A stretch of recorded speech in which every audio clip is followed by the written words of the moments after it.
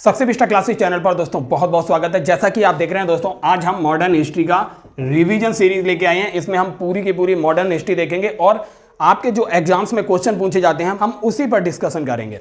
सबसे पहले हम देखते हैं कि भारत में आने वाली जो कंपनियां हैं उनका क्रम क्या है और उनकी स्थापना का क्रम क्या है। तो सबसे पहले हम कंपनी की स्थापना का क्रम देखते हैं। हमारी ट्रिक थी पुत्र अड़ा डैड फंसा, मतलब सबसे पहले कंपनी की स्थापना होती है पुर्तगाली, फिर इसके बाद अंग्रेजी ईस्ट इंडिया कंपनी की स्थापना होती है, फिर उसके बाद डच, फिर होती है डेनिश की और सबसे अंत में फ्रांसीसी ईस्ट इंडिया कंपनी की स्थापना होती है। अब इनके भारत आगमन का क्रम यही ट्रिक है, पुत्र अड़ा डैड फंसा। अड़ा की जगह आप देखेंगे केवल यही सीक्वेंस चेंज होगा। पुर्तगाली कंपनी भारत सबसे पहले आती है जब वास्को डी गामा 1498 में कालीकट बंदरगाह पे पहुंचता है। फिर उसके बाद जो है वो डच आते हैं। फिर इसके बाद आप देखेंगे अंग्रेजी ईस्ट इंडिया कंपनी आती है, फिर इसके बाद डेनिश आते हैं और सबसे अंत में 1664 में फ्रांसीसी ईस्ट इंडिया कंपनी भारत आती है। अब आइए दोस्तों देखते हैं गवर्नर और governor general.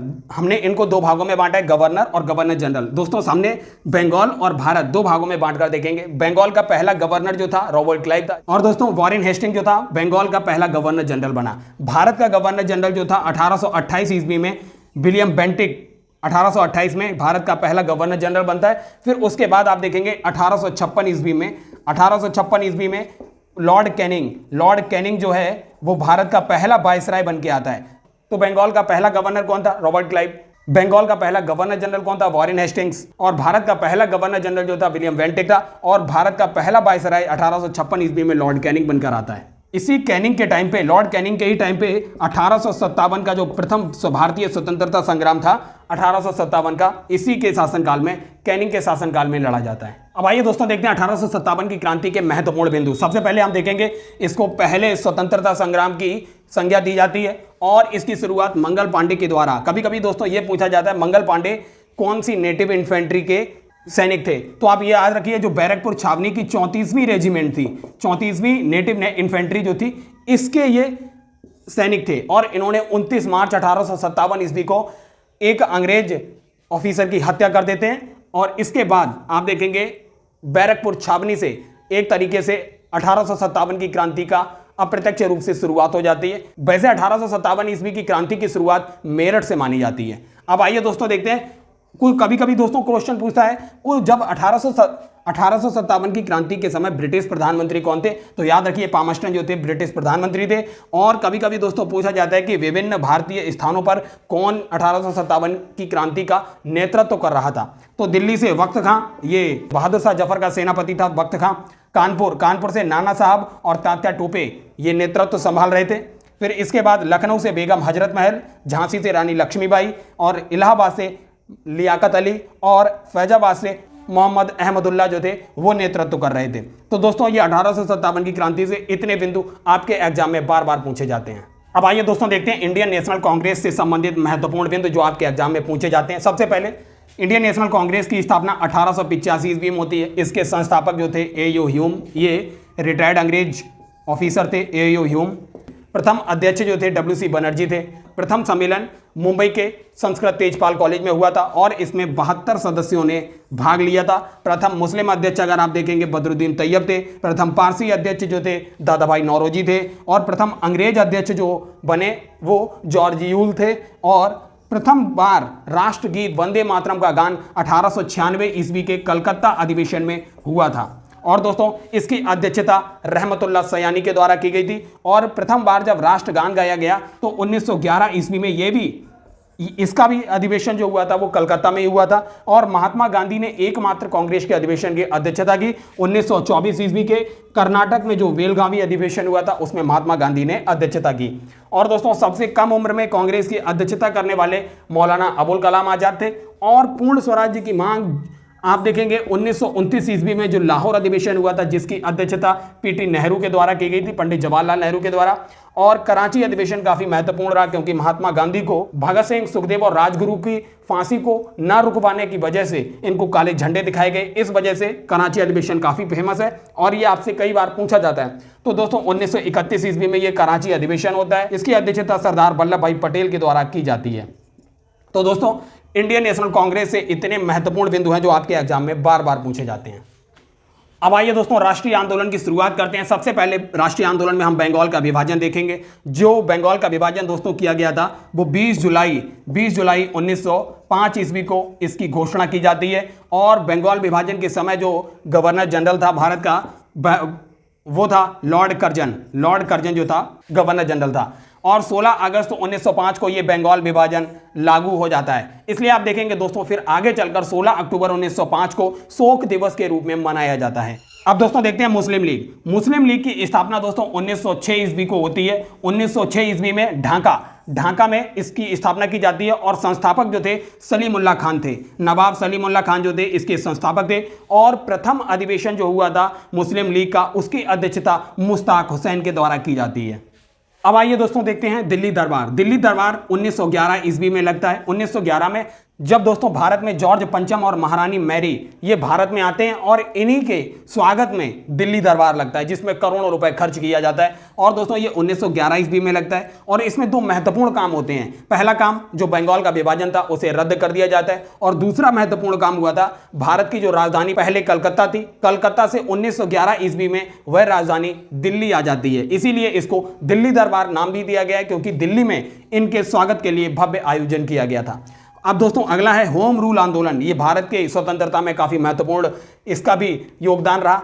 Home rule movement में दोस्तों दो लोगों का नाम काफी महत्वपूर्ण है। एनी बेसेंट दोस्तों इन्होंने अडियार में सितंबर 1916 ईस्वी में होम रूल आंदोलन की शुरुआत करती हैं। वहीं देखेंगे बाल गंगाधर तिलक ने अप्रैल 1916 ईस्वी में होम रूल आंदोलन की शुरुआत की। तो दोस्तों इनका सीक्वेंस भी पूछा जाता है कई बार, तो याद रखिए सितंबर 1916 में एनी बेसेंट ने होम रूल आंदोलन की शुरुआत की, अप्रैल 1916 में होम रूल आंदोलन की शुरुआत बाल गंगाधर तिलक ने की। हमारा पहला बिंदु है महात्मा गांधी दरअसल 1915 में भारत आ जाते हैं। तो सबसे पहले हम महात्मा गांधी का आपको एक जितने भी महत्वपूर्ण प्रश्न महात्मा गांधी से पूछे जाते हैं उसको आपको ओवरव्यू दे देते हैं। फिर हम शुरू करेंगे चंपारण सत्याग्रह और अंत करेंगे भारत छोड़ो आंदोलन अंग्रेजों के भारत छोड़ने तक। तो पहला बिंदु है हमारा महात्मा गांधी। मोहनदास करमचंद गांधी इनका पूरा नाम था। इनका जन्म जो हुआ था 1869 ईस्वी में 2 अक्टूबर को, आपको याद है 2 अक्टूबर को होता है। और गुजरात के पोरबंदर नामक जगह पर इनका जन्म होता है। तो ये तो बेसिक सी जानकारी थी जो कई बार वनडे एग्जाम में पूछ ली जाती है। महात्मा गांधी का जन्म 2 अक्टूबर 1869 ईस्वी को गुजरात के पोरबंदर में हुआ था। और अब देखते हैं 1892-93 में, जब महात्मा गांधी 1892-93 में दादा अब्दुल्ला एक भारतीय थे जिनकी एक फर्म थी, एक कंपनी थी अफ्रीका में, उसका कुछ मुकदमा था। उसके मुकदमे के सिलसिले में ये पैरवी करने के लिए दादा अब्दुल्ला की ओर से अफ्रीका गए हुए थे। तो दोस्तों 1892-93 में महात्मा गांधी को रंग भेद का अनुभव होता है।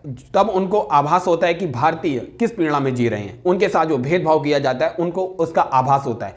और वहां पर जब वो महात्मा गांधी पहुंचते हैं तो आप देखेंगे इसी क्रम में आप देखेंगे महात्मा गांधी जी ने वहां पर एक जो नॉन इंग्लिश कैंडिडेट थे, मतलब भारतीय लोग थे, उनके लिए एक रजिस्ट्रेशन की प्रणाली रखी हुई थी जिसमें भारतीयों को रजिस्ट्रेशन कराना जरूरी होता था और एक प्रमाण पत्र मिलता था जिसको हमेशा अपने साथ रखना होता था।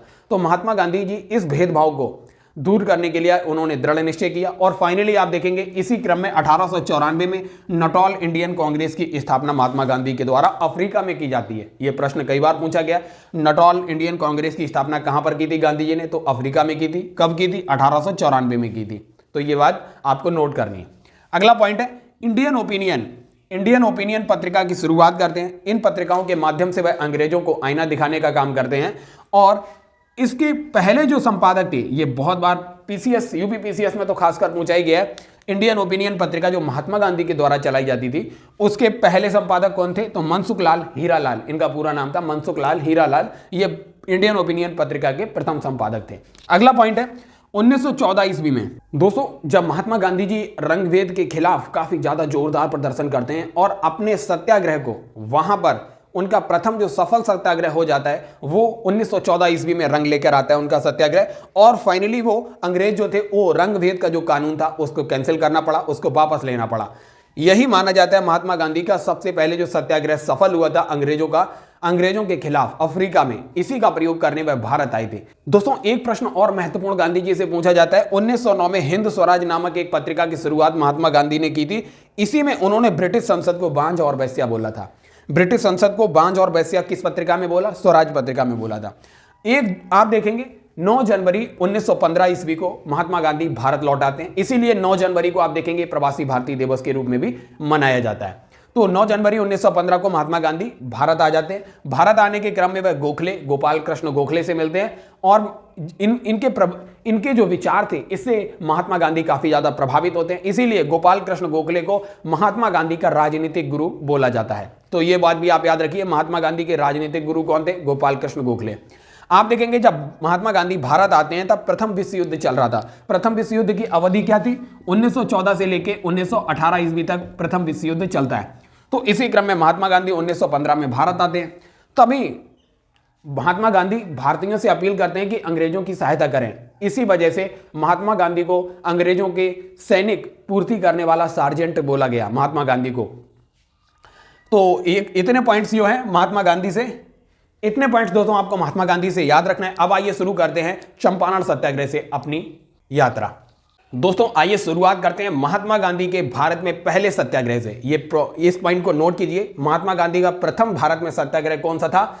वो था चंपारण सत्याग्रह। चंपारण सत्याग्रह ये कई बार पूछा गया है दोस्तों।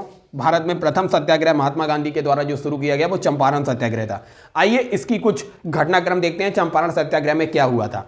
तो आपको बता दें ये नील बागान मालिकों के विरुद्ध में था। दरअसल क्या हुआ है दोस्तों, चंपारण सत्याग्रह में होता यह है कि यूरोपियन बागान मालिक जो थे भारतीय किसानों से 3/20 भाग भूमि पर उनको मजबूर करते थे कि वह नील की खेती करें, क्योंकि यूरोप में जो कलर किसी भी चीज को, कपड़े की रंगाई और भी बाकी चीजों की रंगाई के लिए नील की खेती काफी महत्वपूर्ण थी और उसकी डिमांड ज्यादा थी। तो यूरोपियन बाग मालिकों को ज्यादा प्रॉफिट होता था, इसलिए वे भारतीय किसानों को मजबूर करते थे 3/20 भाग भूमि पर नील की खेती करने के लिए। फिर होता यह है कि 19वीं शताब्दी के अंत में जर्मनी में जो नील वगैरह थी, जो कलर थे, वो रासायनिक पद्धति के माध्यम से बनाए जाने लगे, उनका विकास हो गया। तो भारत में जो नील की सप्लाई थी वो ठप हो जाती है। जब नील की सप्लाई ठप हो जाती है तो यूरोपियन बागान मालिक जो थे उन्होंने नील की खेती बंद कर दी और जो किसान थे उन पर मनमाने तरीके से कर वसूलने लगे, मनमानी दर पर कर वसूलने लगे। इस बात की जब जानकारी जो वहां के चंपारण के एक मुख्य व्यक्ति थे राजकुमार शुक्ला,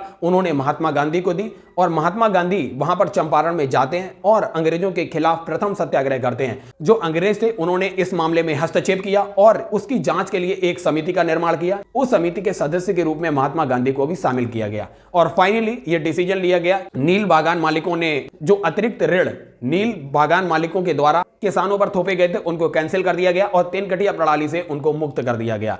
तो इस वजह से चंपारण सत्याग्रह महात्मा गांधी का प्रथम सफल सत्याग्रह बन जाता है। इसी के परिणाम स्वरूप आप देखेंगे जो रविंद्रनाथ टैगोर थे, रविंद्रनाथ टैगोर जो थे इन महात्मा की उपाधि महात्मा गांधी को देते हैं, गांधी को महात्मा की उपाधि देते हैं। प्रथम जो चंपारण सत्याग्रह था सक्सेसफुल हो जाता है, तब रविंद्रनाथ टैगोर गांधी जी को महात्मा की उपाधि इसी चंपारण सत्याग्रह के सफल होने के परिणाम स्वरूप देते हैं। तो दोस्तों ये था चंपारण सत्याग्रह की कहानी।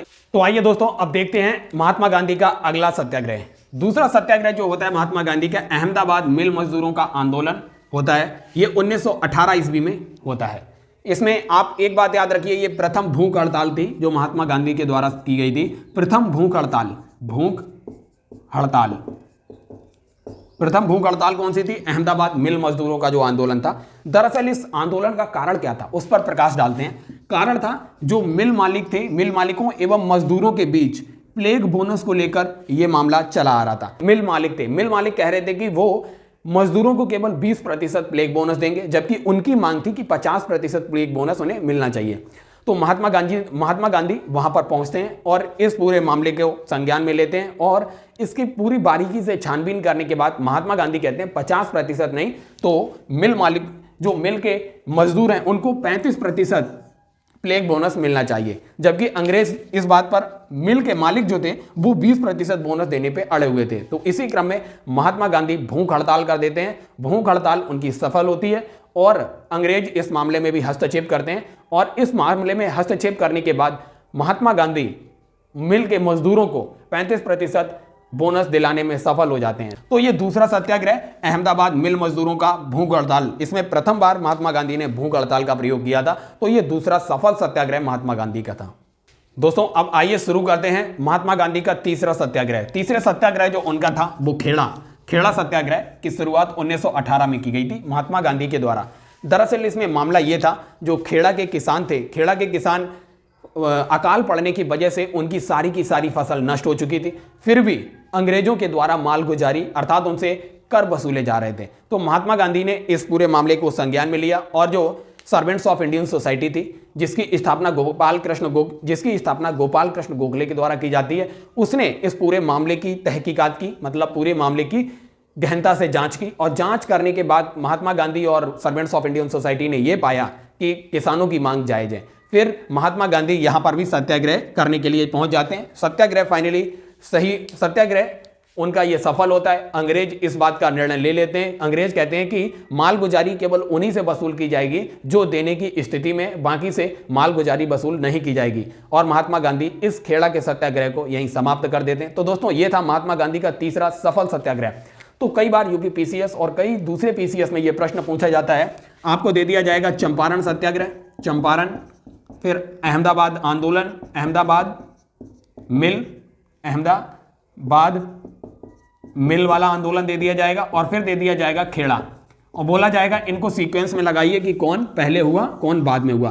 तो याद रखिए चंपारण सत्याग्रह सबसे पहले 1917 में होता है, फिर इसके बाद अहमदाबाद मिल का आंदोलन जो होता है ये भी 1918 में होता है, फिर सबसे लास्ट में होता है खेड़ा सत्याग्रह 1918 में ही होता है। तो ये सीक्वेंस हमेशा याद रखिए, चंपारण, अहमदाबाद मिल, फिर लास्ट में होता है खेड़ा। और हमने सबको आपको कारण बताया।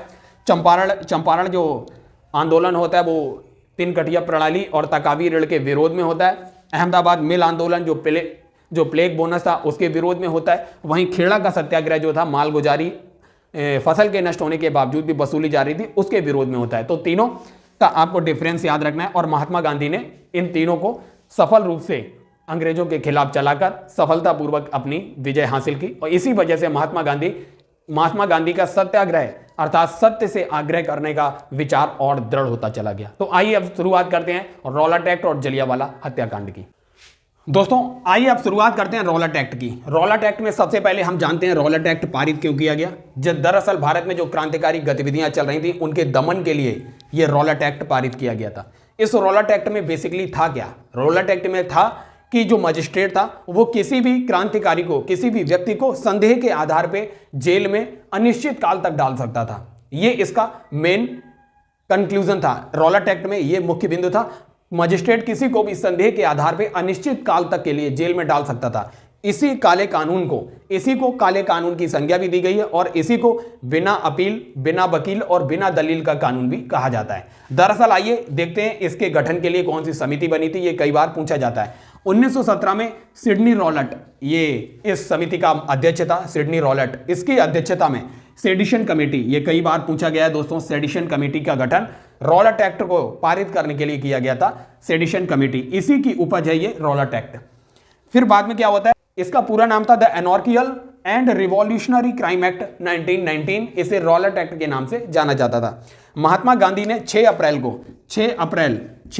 1919 को देश व्यापी आंदोलन की शुरुआत की, जिसे सत्याग्रह के नाम से जाना जाता है। महात्मा गांधी ने यहां भी सत्याग्रह की शुरुआत की और फाइनली महात्मा गांधी को भी अरेस्ट कर लिया जाता है, जेल में डाल दिया जाता है।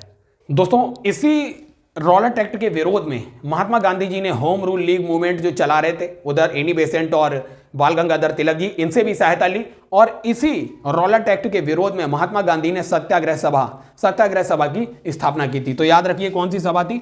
सत्याग्रह सभा की स्थापना रौलट एक्ट के विरोध में महात्मा गांधी के द्वारा की गई थी। ये कुछ महत्वपूर्ण बिंदु थे रौलट एक्ट से संबंधित। अब आइए पढ़ते हैं जलियांवाला हत्याकांड। दोस्तों जो रौलट एक्ट पारित होता है उसके विरोध में जब भारत में एक सत्याग्रह चल रहा होता है, उसी समय क्या होता है, जो अंग्रेज थे, अंग्रेज 9 अप्रैल 1919 को सैफुद्दीन किचलू और डॉक्टर सत्यपाल को गिरफ्तार कर लेते हैं। तो इसी गिरफ्तारी के विरोध में 13 अप्रैल 1919 को जलियांवाला बाग में, अमृतसर में ये बाग स्थित था, जलियांवाला बाग ये अमृतसर में है, वहां पर भारतीय जनता वैसाखी का दिन था, उस दिन एकत्रित थी। तो जो जनरल डायर था, जनरल डायर ने इसे अपने आदेश की अवहेलना समझा। उसने समझा कि भारत के लोग उसके आदेश का पालन नहीं कर रहे हैं, तो उसने निहत्ती भीड़ पर अंधाधुंध गोलियों की बरसात कर दी। इसी के परिणाम स्वरूप सैकड़ों लोग वहां पर मारे गए और हजारों की संख्या में वहां पर घायल हो गए। इसी के विरोध में रविंद्रनाथ टैगोर ने अपनी नाइटहुड की उपाधि वापस कर दी। वहीं आप देखेंगे महात्मा गांधी ने कैसरे हिंद की उपाधि को वापस कर दिया और सर शंकर नायर जो थे इन्होंने वायसराय की कार्यकारिणी से इस्तीफा दे दिया। तो ये 3 बिंदु काफी महत्वपूर्ण है। ये जलियांवाला बाग हत्याकांड के विरोध में इन लोगों ने किया था। और दोस्तों जलियांवाला बाग हत्याकांड की जांच के लिए हंटर आयोग का गठन किया गया, जिसने जो जनरल डायर था, जनरल डायर को क्लीन चिट दे दी जाती है और उसे भारत से इंग्लैंड वापस भेज दिया जाता है। तो दोस्तों यहां तक हमने पढ़ा जलियांवाला बाग हत्याकांड तक। आने वाली वीडियो में हम खिलाफत आंदोलन, जिसमें असहयोग आंदोलन रहेगा, और सविनय अवज्ञा आंदोलन और भारत छोड़ो आंदोलन तक के 3 महत्वपूर्ण आंदोलन कवर करेंगे। और इसके बीच में जो भी श्रृंखला आएगी, इसके बीच में जो भी घटनाक्रम था, चाहे वो स्वराज पार्टी के द्वारा इलेक्शन हो या बीच में चंद्रशेखर आजाद का घटनाक्रम, फिर इसके बाद कांग्रेस के सविनय अवज्ञा आंदोलन की शुरुआत और गोलमेज सम्मेलन, और भी आने वाले जितने भी घटनाक्रम है हम उनको क्रमबद्ध तरीके से देख रहे हैं। तो दोस्तों ये था पार्ट 2।